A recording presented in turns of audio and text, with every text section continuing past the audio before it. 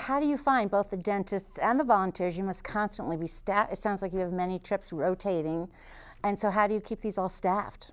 Well, this year we had 10 trips, and next year we'll have 14 trips. Wow. And each trip, by the way, is about an 8-day dental clinic, and then we add on some fun adventure that's optional, but we go trekking partway up the Everest Trek, or we'll stay in the city of Antigua in Guatemala. We'll do something that allows people who've traveled so far to have an adventure. In terms of how we find people, for dentists, it's a fairly small community. We put articles in the dental journals in each state. So it's a national community you're drawing from? Absolutely, international actually. We have a lot of dentists from Canada, New Zealand, and Australia who join us.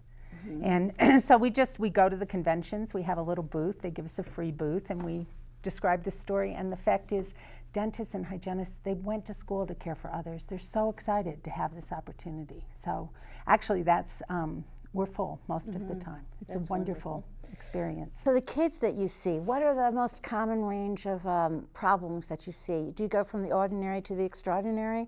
Well, you see things like an extra tooth between your front teeth or in your palate, something that here you would remove right away that is not done there. So dentists will see things they're not used to. But by and large, what you see is decay. I think for children all over the world, sugar has changed so much in their diets in the last 20 years. Their parents might have perfect teeth from the local diet, and they don't know what to do with these children who have such bad teeth. So we're really in that transition all around the world about learning that you have to go to a dentist and you have to brush your teeth. So sugar is readily accessible regardless of the culture you're in? It's taking over? It's taking over, absolutely. Candy, chewing gum. A lot of the cultures drink sweet tea, and for whatever reason, that is now having more effect on the children.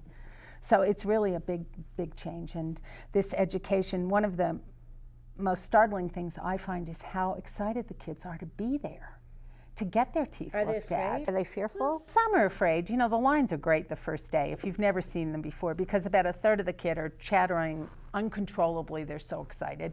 And the real adventuresome ones are going around and peeking in the windows and coming back. And then you have the child who's just big eyes, absolutely worried about the whole experience. So we have the range. But they are so stoic. Really, these children have had harder lives, and they're quite stoic. Do you ever have to turn a kid away because it's too complex or out of your range? If it's too complex, we will sponsor them with a local dentist. There are local dentists, they're way out of their price range, but we can usually get the work done that they need if the parents will follow through. Well, and that was my next question of the parents. Do you have much communication? Since you're seeing them at school, do you even get to see the parents and talk to the parents? Well, actually, dental clinics work a lot better when the parents aren't there. I bet. You know, the children go through more, they're actually calmer. The parents, particularly in Guatemala, the mothers are all outside. It's sort of a festival. They open taco stands and have a community meeting while we're treating the children. So we'll take a time and do all the toothbrush instruction and all the oral health education with the parents involved. So you mentioned a little while ago about security concerns at one point in Kathmandu, and some of the places you travel, I know, are fraught with political instability. So I wonder how you deal with those security concerns, whether it's India or Guatemala. How do you factor that into where you're going? Well, we are very conservative on that. We want to make sure you're safe. So for a couple years we went to Nepal when perhaps we knew it well enough, we knew where you could go, but generally we will only go to countries where the State Department says it's okay. And in countries that we know are not safe in all areas, like in Africa, we are immediately going to the compound where we'll be staying, and the trips that we take out of there are ones that are set up purposely to make sure that everybody's safe. It's really important to us, one, to get the work done. Everybody has to be healthy and comfortable. So we're pretty conservative about what we screen for that. And do you work closely with the State Department on a regular basis? Do you inform them of where you're going? And no, we just anybody can go online, and we make sure all our volunteers do and see what the State Department recommends. The same with the CDC for what kind of health restrictions they need to take.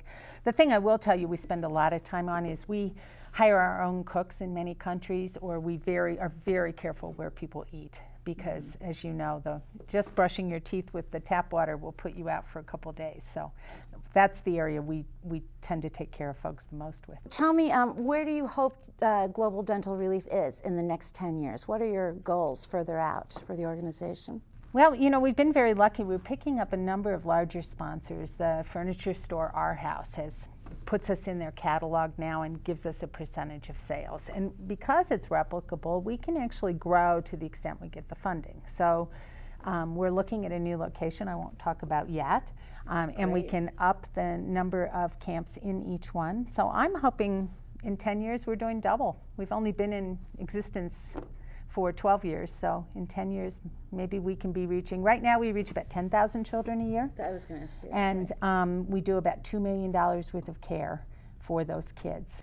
Do you have an estimate on how many kids you've reached since Global Dental Relief started?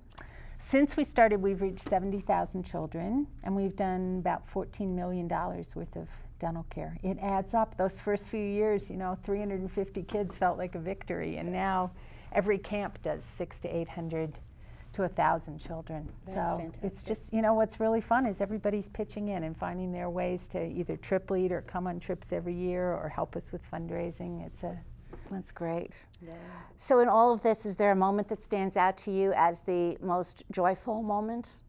Well, I realize I haven't really talked about the children very much, and the children are the point of all of this. They are so lovely, and I'll describe a couple things. One of my favorite is when you come to the clinic and it's maybe day 3, there's a whole line of kids waiting, and about half of them had to come back because they needed work done, more than one day's worth of work done. And to have them all yell out, you know, hola or Jule or whatever country you're in, and they're so excited to be there. And they've figured out, you know, which dentist they want to be seen with, and they want to show you what they've done. It's just a really wonderful environment. Or sometimes they wait, you know, maybe an hour or two, and then when it's their turn, you call their name and they walk the whole length of the clinic, like 50 feet with their mouth open. The fact is the children in those countries, for either the dentists or the general volunteers, they lead much harder lives, and they are brave and strong and stoic, and they do what they're told. They go and lie down and get their dental care done. And it's so rewarding and so joyful, you know, after you take out a huge tooth on a 15-year-old and they've been lying there for 45 minutes and they sit up and the first thing they say is, thank you. Yeah. Very rewarding. So where can people reach you, reach your organization, who want to find out more about you? On the web at globaldentalrelief.org, or they can email us at volunteer@globaldentalrelief.org. The other thing I'd say is if anybody wants to visit us on Facebook and like us, if we have last-minute cancellations, that's where we run all the deeply discounted trips because we have to fill that slot. So we take the last person's deposit and discount the trip by that. So Facebook's always a good way if you're flexible.